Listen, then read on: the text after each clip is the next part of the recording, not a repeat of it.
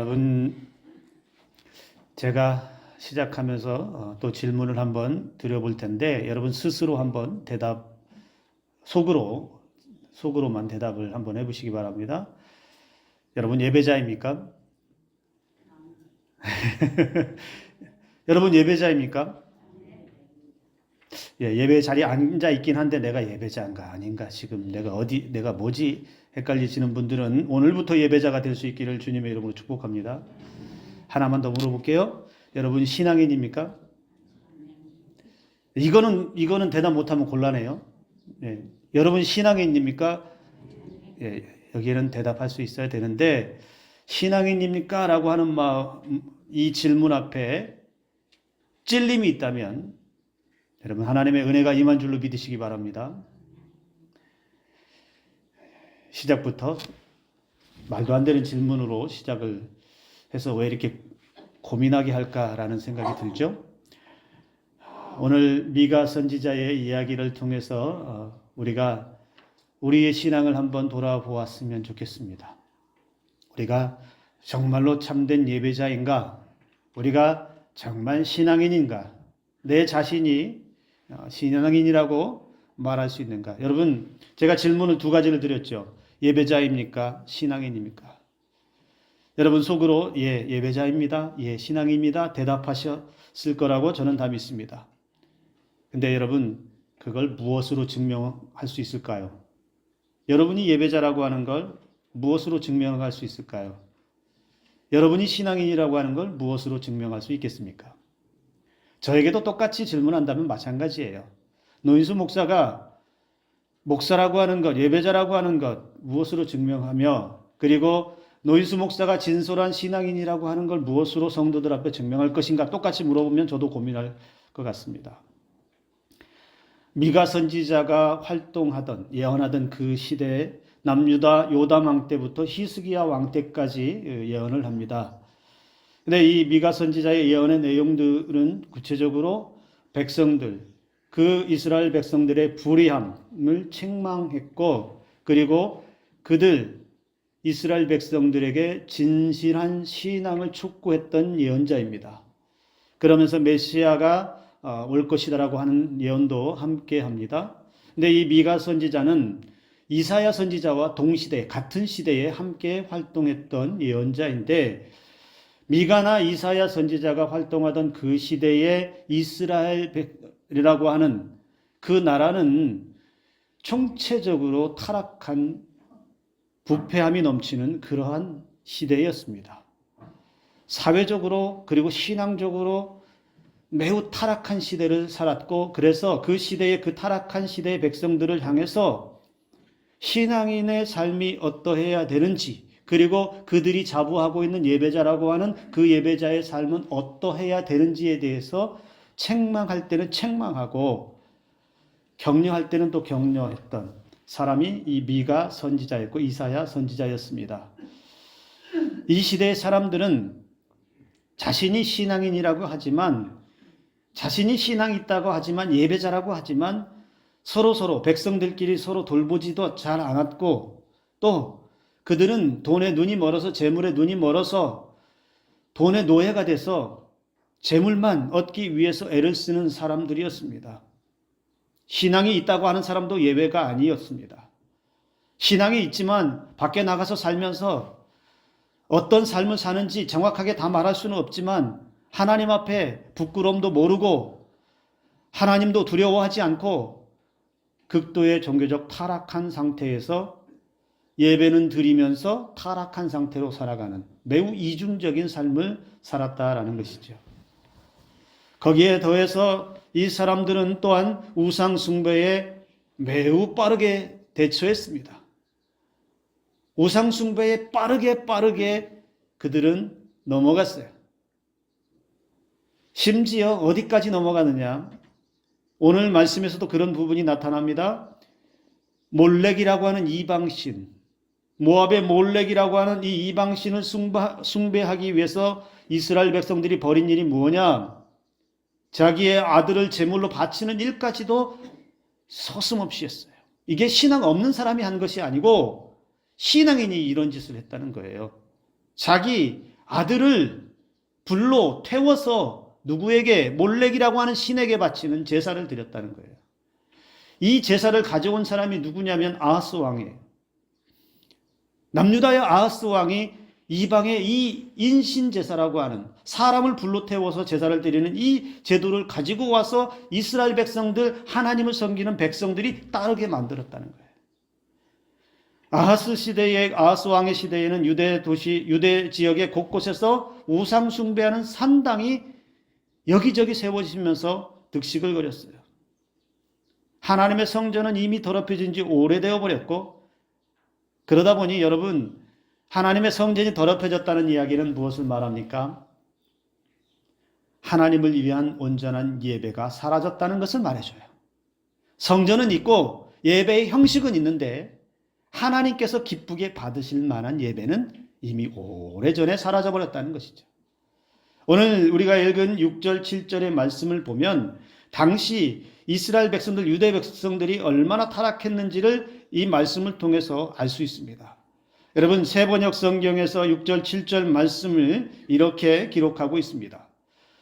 내가 주님 앞에 나아갈 때에, 높으신 하나님께 예배드릴 때에 무엇을 가지고 가야 합니까? 번제물로 바칠 1년 된 송아지를 가지고 가면 됩니까? 수천 마리의 양이나 수만의 강줄기를 채울 올리브 기름을 드리면 주님께서 기뻐하시겠습니까?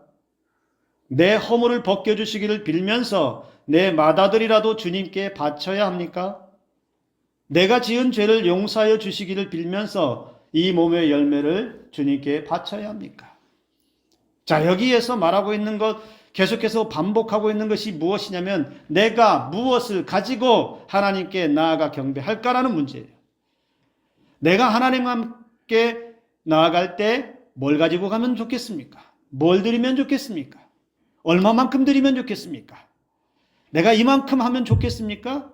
내가 이렇게 하면 하나님이 기뻐하시고 나에게 복을 주시겠습니까? 이러한 마음으로 성전에 예배하러 왔다는 겁니다. 하나님께서 제물을 많이 드리면 기뻐하신다고 생각했어요. 헌금을 많이 하면 하나님이 기뻐하시니까 제물을 많이 드려야 되나? 그래서 나온 생각이 어디까지 갔냐면 나의 소중한 자녀까지, 아들까지 드리면 그러면 하나님이 기뻐하시겠지? 여러분, 이것이 얼마나 통탄할 일인지 아세요? 이게 얼마나 가슴 쳐야 하는 일인지 여러분 성경을 통해서 우리의 마음에 느껴지기를 간절히 소망합니다.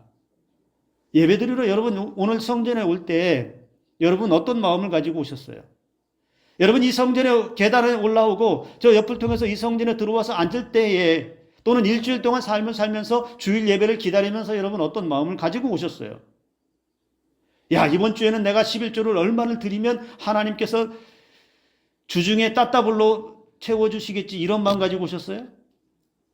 감사헌금을 이만큼 드리면 감사의 10배, 100배를 채워주시겠지, 이런 마음을 가지고 성전에 오르셨나요? 여러분, 그런 마음을 가지고 오신 분은 한 분도 안 계신 줄로 믿습니다. 어떤 마음으로 가지고 올라왔을까요? 죄인된 나를 불러주신 하나님, 죄인된 나를 은혜 가운데 새롭게 하실 그 하나님, 오늘 이 예배를 통해서 나에게 어떤 은혜를 주실까? 오늘 이 예배를 통해서 나에게 어떠한 새로운 하나님의 은혜로 채워주실까? 여전히 부족하지만, 여전히 연약하지만 하나님은 이 예배를 통해서 내게 또 어떤 말씀을 하실까? 그 예배 가운데 임하실 성령의 은혜를, 내 안에 계실 그 성령의 은혜를 기대하고 올라온 줄로 저는 믿습니다. 여러분, 이런 마음을 가지고 하나님 앞에 예배하러 온 것이 아니라 이 당시에 사람들은 어떻게 왔다고요? 얼마나 많이 드릴까? 심지어 자녀까지. 여러분, 하나님께서 원하시는 것이 무엇이에요? 저와 여러분들을 향해서 하나님이 원하시는 건 그러면 뭘까요? 이스라엘 백성들이 생각했던, 하나님께서 그들에게 원하셨던 것은 뭐라고 생각했다는 거예요? 하나님이 돈이 없어서? 하나님이 재물이 탐이 나서 우리에게 11조를 많이 가져와라, 감사한 걸 많이 가져와라, 제가 이렇게 얘기한다고 헌금 안 하시면 안 돼요. 헌금하지 말라는 이야기가 아니잖아요. 목적이 다른 데가 있으면 안 된다는 거예요. 하나님께 드려야 할 것은 반드시 드려야 하는 게 맞습니다. 하나님이 주셨다는 믿음의 고백 안에서 11조도 드리고 감사헌금도 드리고 다른 어떤 목적 헌금도 선하게 사용할 수 있는 헌물을 하나님께 드리는 것은 값진 것이고 하나님이 기뻐하실 만한 것이지만 그것으로 인해서 그것 때문에 매여 있으면 안 된다는 거예요. 하나님께서 부족해서 돈 쓰기에 부족해서 우리에게 재물을 요구하시는 하나님이시냐? 그런 하나님이 아니라는 겁니다. 하나님은 이 천지 만물을 다 가지고 계세요. 심지어 우리의 생명까지도 주관하시는 분입니다. 뭐가 부족해서 그 백성들을 향해서 천천의 수양이나 만만의 기름이나 자녀들까지 요구하시는 하나님일까요? 여러분, 그런 생각을 하고 있는 이스라엘 백성들을 향해서 이사야 선지자가 탄식하며 이렇게 말합니다. 역시 세번역 성경에서 이사야 1장 11절에서 13절의 말씀에 이스라엘 백성들을 향해서 이렇게 질타를 합니다. 무엇하러 나에게 이 많은 재물을 바치느냐? 나는 이제 순양의 번제물과 살찐 짐승의 기름기가 지겹고 나는 이제 수송아지와 어린 양과 숫염소의 피도 싫다. 너희가 나의 앞에 보이러 오지만 누가 너희에게 그것을 요구하였느냐? 나의 뜰만 밟을 뿐이다. 다시는 헛된 재물을 가져오지 말아라. 다 쓸모없는 것들이다. 분향하는 것도 나에게는 역겹고 초하루와 안식일과 대회로 모이는 것도 참을 수 없으며 거룩한 집회를 열어놓고 못된 짓도 함께하는 것을 내가 더 이상 견딜 수 없다. 여러분, 하나님의 탄식이 보여지세요? 백성들이 가져오는 재물 지겹다고 말해요. 신물 난다고 말해요. 매번 모일 때마다 그런 마음을 가지고 나오는 백성들, 그 백성들을 향해서 너희는 그냥 마당만 밟고 갈 뿐이다. 거룩한 집회 예배를 잘 드려놓고도 그 백성들은 어떤 삶을 살았다라고 얘기합니까? 이 말이 참 기가 막혀요. 거룩한 집회 예배를 잘 준비해서 드려놓고도 못된 짓도 함께한다. 못된 짓도 함께한다. 그래서 하나님은 그 백성들의 예배를 볼 때마다 견딜 수가 없다. 눈 뜨고 봐줄 수가 없다. 이렇게 말씀하셨다는 겁니다. 이스라엘 백성들은 그렇게 마음도 없는 재물을 하나님께 갖다 드렸어요. 하나님을 향한 마음 없이 교회는 가야 하고 예배는 드려야 하니까 그냥 드렸어요. 즉 예배의 자리에 나오기는 하지만 이스라엘 백성들은 마음은 딴 데가 있어요. 예배 자리에 앉으면서도 하나님께 집중하고 하나님께 나와서 내가 거룩한 산제물로 드려지기를 위해서 그 자리에 앉아 있는 것이 아니라 이미 다른 생각하고 있고 이미 다른 마음 먹고 있고 이미 다른 기대감을 가지고 그 자리에 앉아 있다는 거예요.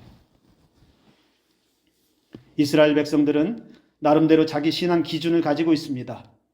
그래서 하나님의 기쁨이 되기 위해서 노력했다고도 말할 수 있습니다. 하나님을 향한 온전한 마음과 사랑과 헌신, 이것은 드러나지 못했습니다. 그들은 이방 신상에도 빠져버렸고 종교적으로 타락한 가운데 있었습니다. 여러분, 왜 이 사람들이 그런 생각을 가졌을까요? 왜 재물을 많이 드리면 하나님이 기뻐하신다고 생각했을까요? 왜 그렇게만 해야만, 무언가 하나님께 드려야만 하나님이 좋아하신다고 생각했을까요? 이게 다 이방 종교에서 온 것들이에요. 가나안의 종교에서, 그리고 이방 우상들이 하는 행태가 똑같습니다.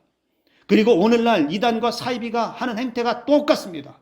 이방 신상들은 뭐예요? 우리가 세상의 신들, 말하는 신들, 사람이 만드는 신들이 요구하는 게 뭡니까? 그리고 사람들이 행하는 행위를 잘 보세요.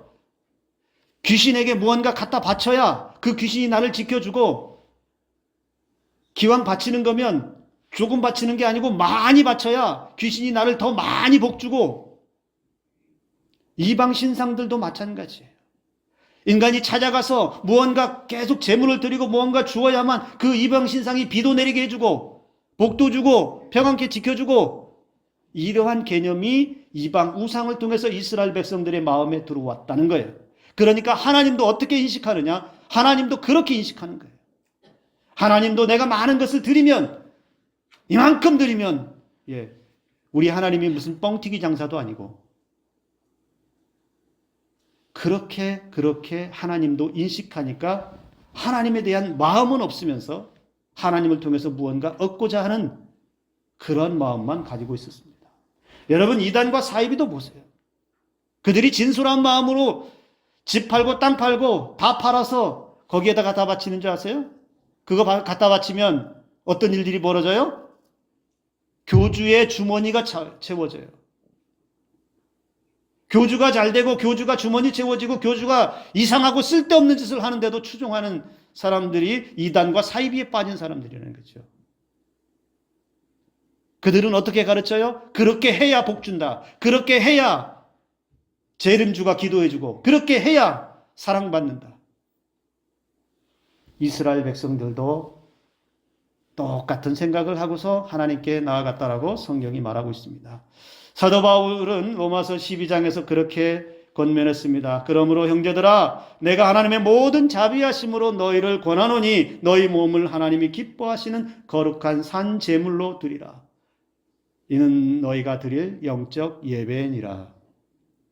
하나님께서 원하시는 것이 무엇입니까?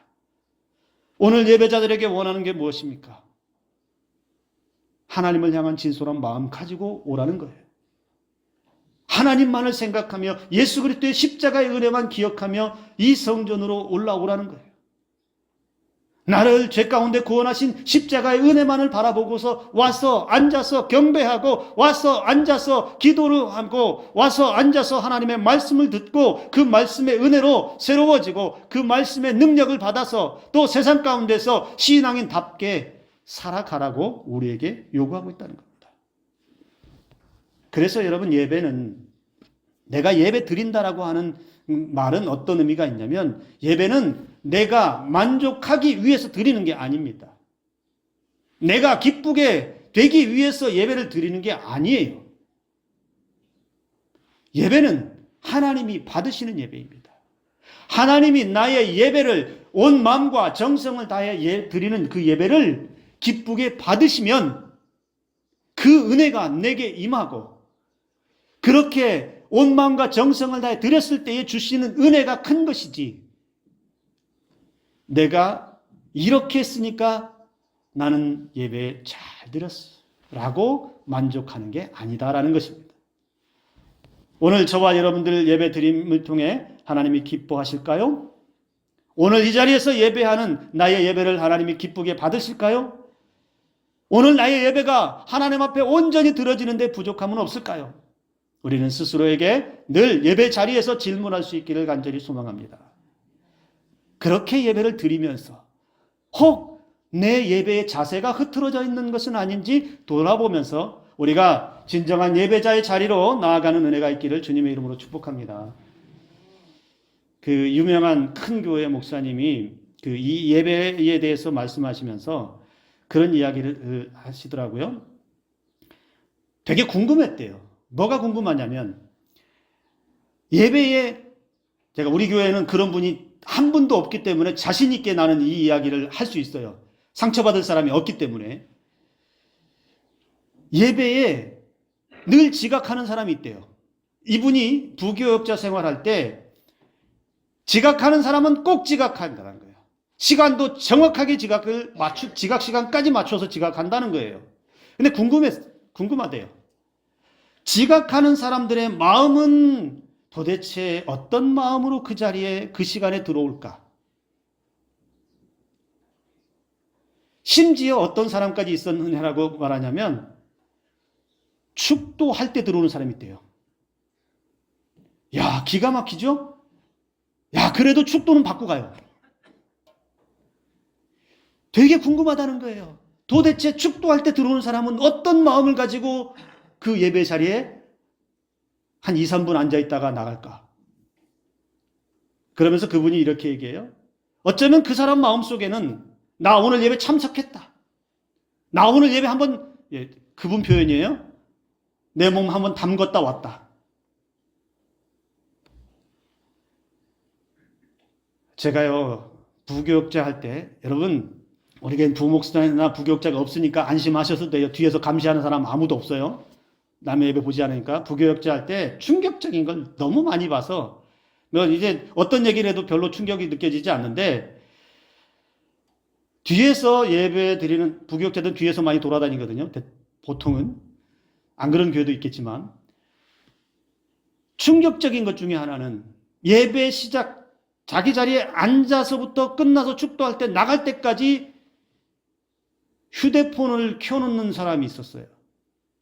휴대폰을 자기 앞에 의자, 성경책 올려놓은 곳에 딱 펼쳐놓고, 요만큼 이렇게 턱이 올라온 데가 있죠. 그러면 앞에서 잘 안 보여요. 근데 뒤에서는 적나라하게 다 보여요. 거기다 탁 펼쳐놓고 뭘 하냐면 게임을 열어놨어요. 스마트폰 게임을 열어놓고 시작부터 끝날 때까지 그거 켜놓고 있어요.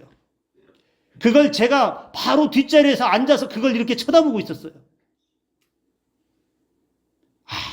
아무 요동이 없어요. 근데 그 켜놓은 사람이 뭐 하는지 아세요? 여기 지금 성가대에 휴대폰 켜놓은 분 안 계시죠? 성가대예요.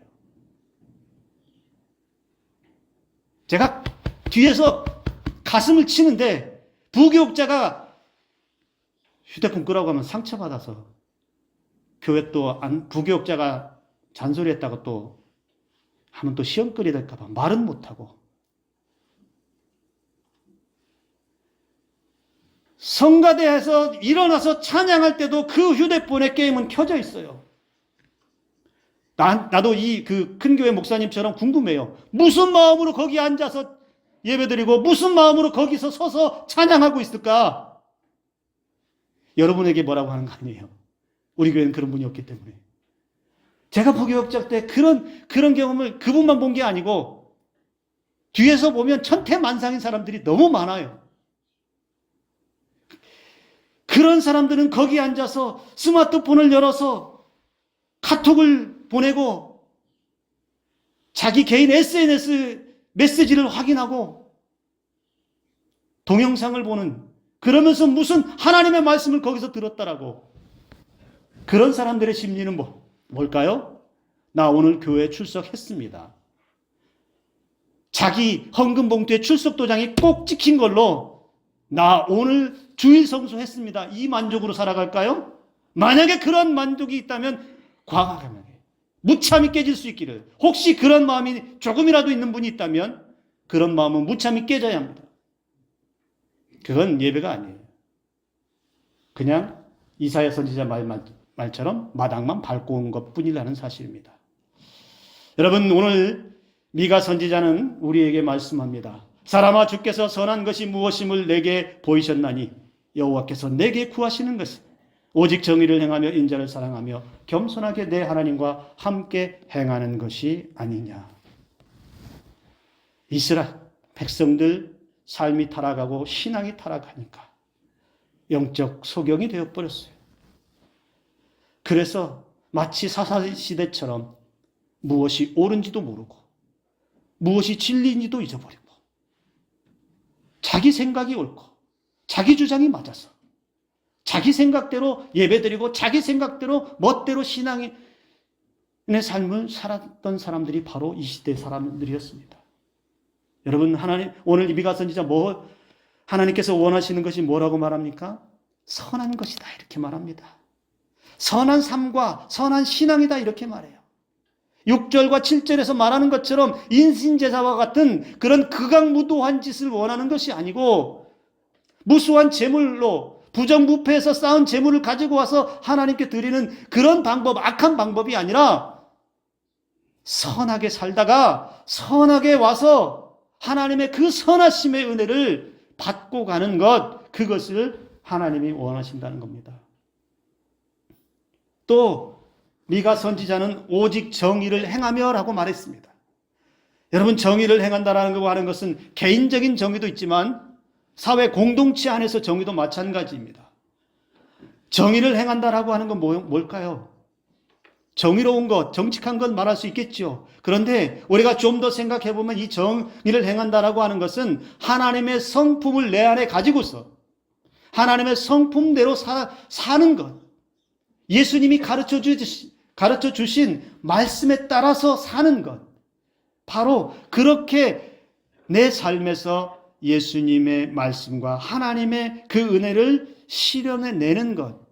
여러분, 하나님께서 거짓말하고 하나님께서 부패한 것을 우리에게 가르친 적이 없지요. 우리에게 주신 것은 선한 것입니다. 하나님께서 우리에게 주신 것은 우리를 선하게 하시는 것이고 살리는 것이고 우리를 은혜롭게 하는 것이잖아요. 그런데 성전에서 예배하면서 은혜를 받았고 선한 것을 받았고 가르침을 받았는데 우리가 어떻게 나아가서 그 선하심의 은혜를 나타내지 못하고 정직하지 못하고 정의롭지 못하게 사느냐는 것이죠.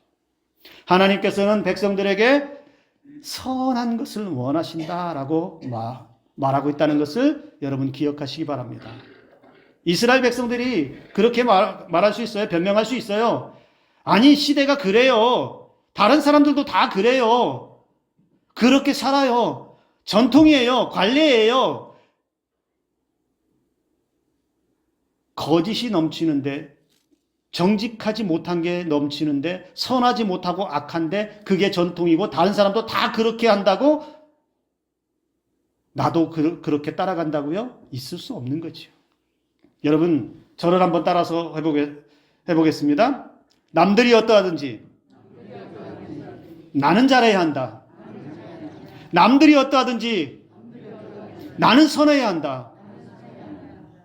다른 것에 핑계 대지 말고 다른 것이 어떠하든지 제도가 어떠하든지 다른 사람이 어떠하든지 그리스도인은, 예배자는, 신앙인은 선해야 함을, 정직해야 함을 여러분 기억하시기 바랍니다. 기독교 정치인, 기독교 경제인, 기독교 직장인, 기독교인 학생 모든 분야에서 그리스도인으로서 하나님의 정의가 나타나야 될 줄로 믿습니다. 또 하나님은 인자를 사랑하기를 원하신다라고도 말씀합니다. 인자, 헤세드라고 하는 말, 한결같은 사랑, 그리고 하나님에 대한 절대적인 충성이라는 의미도 가지고 있습니다. 곧 하나님을 향해서 한결같은 사랑으로 하나님 앞에 절대적인 충성을 가지고 나올 수 있어야 된다는 겁니다. 왜 예배가 엉망이 되고 왜 우상에 빠지고 삶이 타락하게 될까요? 하나님을 향한 온전한 절대적인 사랑과 충성이 식어버렸기 때문에 그렇습니다. 그러니까 하나님 앞에 마음이 없는 것이죠. 또 하나님께서 기뻐하시고 원하시는 것이 무엇이라고 말합니까? 겸손히 하나님을 경외하고 하나님과 함께 행동하기를 원한다, 이렇게 말합니다. 신앙이 깊어질수록, 그리고 예배자로서의 삶을 살면 살수록 우리는 좀 더 고개 숙이고 좀 더 낮아지고 좀 더 섬기는 자리에 나아가고, 그리고 내 뜻대로 내 마음대로 하는 것이 아니고 하나님의 결정과 하나님의 뜻에 따라 나 혼자 독단적으로 나아가는 것이 아니라 하나님의 은혜와 함께 나아가는 삶을 살아야 된다는 것입니다. 여러분, 사고치는 사람들의 특징은 그거죠. 말하지 않고, 물어보지 않고 혼자 사고치는 사람들이 많습니다. 여러분, 저와 여러분들은 오늘 우리의 삶이 하나님과 함께하는 겸손하고 낮은 삶이 되기를 주님의 이름으로 축복합니다. 저는 말씀을 준비하면서 이런 생각을 합니다. 우리가 신앙인이고 예배자인데 여러분, 조금 더 달라져야 하지 않을까요? 예배자로서, 신앙인으로서 안 믿는 사람과 예배 안 드리는 사람과 예수 안 믿는 사람보다 지금보다는 조금 더 달라져야 하지 않을까요?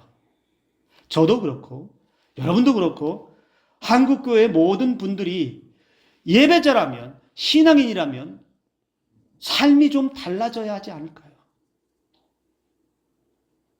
조금 더 정직하고 조금 더 정의롭고 약자 앞에서는 강자로 군림하고 힘으로 누르는 게 아니고 오히려 강자 앞에서도 강할 수 있고 약자는 돌볼 수 있고 세워줄 수 있고 세상에 나아가서도 조금 더 선하게 지켜야 할 것 지켜가며 신앙인답게 정직하게 말하고 선포할 수 있는 달라진 삶이 되어야 하지 않을까요? 세상 사람들은 왜 신앙인을 비판하고 욕합니까? 우리가 신앙인, 여러분 교회 다니는 사람이 다 살인하고 다 속이고 사기치고 하는 거 아니잖아요. 신앙인 가운데서도 정직하게 살려고 하는 사람들이 많잖아요. 말씀대로 살려고 하는 사람이 얼마나 많은데요. 근데 왜 세상은 신앙인들을, 교회를 부정하고 욕하고 비판합니까? 너희가 믿는 대로 한번 살아보라는 거예요. 너희가 신앙인답게 너희가 먼저 한번 사랑하고 너희가 먼저 그렇게 한번 살아보라는 거예요. 그런데 그렇게 살지 않으면서 왜 너희는 살지 않으면서 세상에 너희 잘났다고 떠들어대느냐? 너희는 정직하지 않으면서 너희는 선하지 않으면서 너희는 왜 다른 사람들에게 그렇게 정지하고 말하느냐?